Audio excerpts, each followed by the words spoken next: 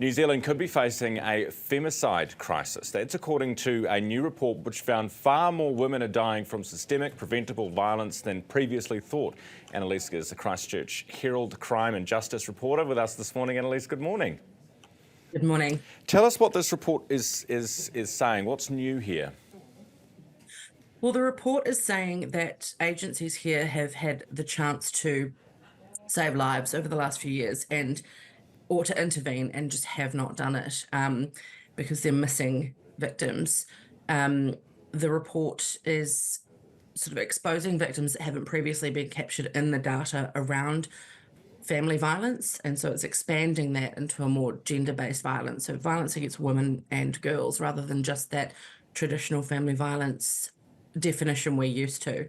So it's a really important report, and it's sort of highlighting that if we fail to act, there's going to be huge and ongoing harm to women and girls in this country. Which is a horrible thing to think about, right? But you've been reporting on crime for many, many years. This must come as no surprise to you.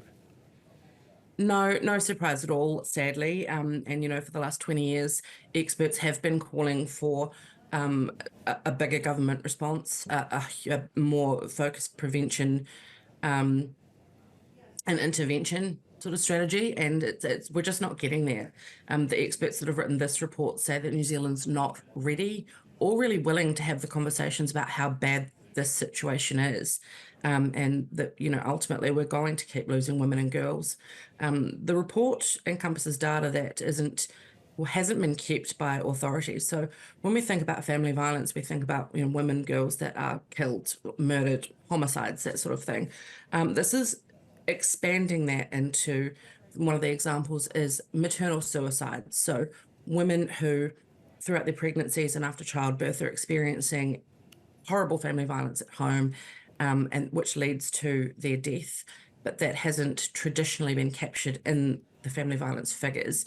And when they look at these women, the mortality rates, and the suicide rates, they're finding a huge proportion of these women have been exposed to family violence, which is a contributing factor to their, tragic deaths. Yeah, right.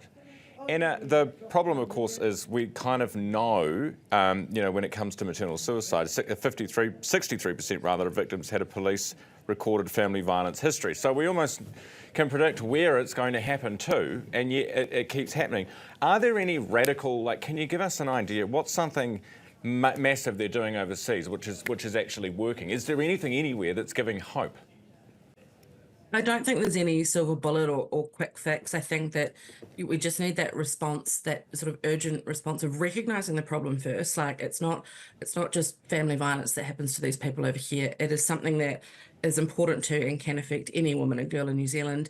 The community need to acknowledge that, the government and everyone needs to work together, and that's obviously easier said than done. But in this report, they make a number of recommendations on how to better use funding and better focus resources to make sure that each community is getting the response that they need for their women and girls, particularly in the more marginalised communities. And I appreciate you wrapping that report up for us nicely this morning. That's Annalise, Herald crime and justice reporter.